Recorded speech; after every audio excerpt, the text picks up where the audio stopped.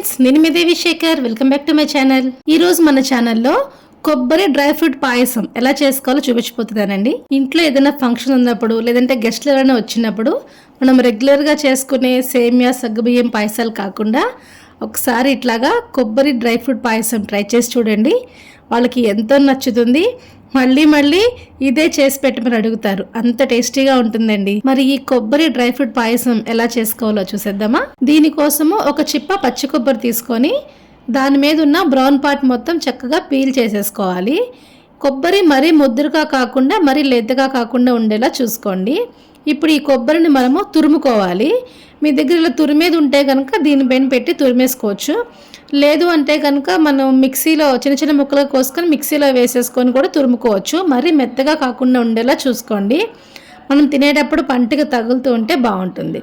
ఇప్పుడు ఈ కొబ్బరి తురుమును పక్కన పెట్టేసేసుకుందాము. ఇప్పుడు స్టవ్ మీద ఒక పాన్ పెట్టుకొని అందులో 1 లీటర్ వరకు చిక్కటి పాలు పోసుకోవాలి.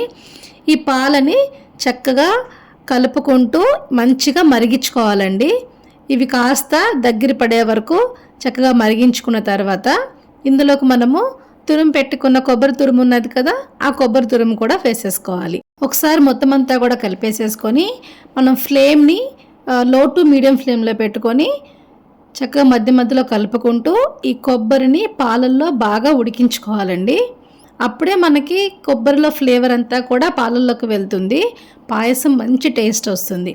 ఇది ఉడకడానికి కనీసం ఒక 10 నుంచి 15 నిమిషాలు పడుతుందండి.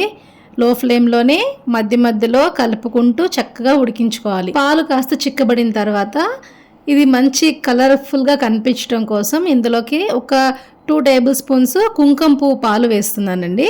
అలానే ఒక అరకప్పు వరకు కట్ చేసి పెట్టుకున్న లేదంటే తురుము పెట్టుకున్న డ్రై నట్స్ కూడా వేసేసుకోవాలి. వేసేసుకొని ఒకసారి మొత్తం అంతా కూడా కలిపేసేసుకొని ఒక 5 మినిట్స్ చక్కగా ఉడికించుకోవాలండి. ఇవి చక్కగా ఉడికిపోయిన తర్వాత ఇందులోకి మనము ఒక కప్పు కండెన్స్డ్ మిల్క్ వేస్తున్నానండి. మీ దగ్గర అవైలబుల్గా లేకపోతే కనుక షుగర్ అయినా కూడా వేసుకోవచ్చు. చక్కగా వేసేసుకొని మొత్తం అంతా కూడా కలిసిపోయేలాగా చక్కగా కలిపేసేసుకోవాలి. షుగర్ వేసుకున్న తర్వాత ఒక్క 5 మినిట్స్ మరిగించుకుంటే ఇది ఇంకొంచెం చిక్కబడుతుందండి. మనకి కన్సిస్టెన్సీ ఇలా ఉండాలన్నమాట.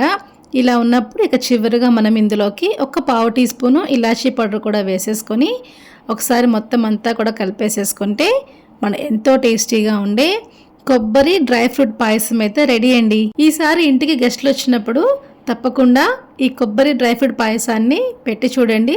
వాళ్ళు ఎంతో లైక్ చేస్తారు. ఈ పాయసాన్ని మనము హెల్దీ వేలో తీసుకోవాలనుకుంటే షుగర్ ప్లేస్లో మనము షుగర్ ఫ్రీ వేసుకోవచ్చు.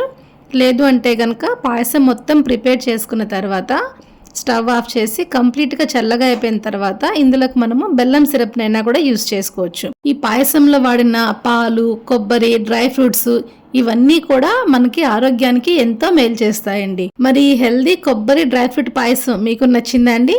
అయితే మీరు ట్రై చేసి మీకు ఎలా కుదిరిందో కామెంట్స్ ఉన్నతో షేర్ చేయండి.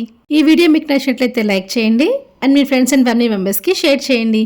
మరిన్ని హెల్దీ అండ్ టేస్టీ రెసిపీస్ కోసం నా ఛానల్ అయితే సబ్స్క్రైబ్ చేసుకోండి. Thank you.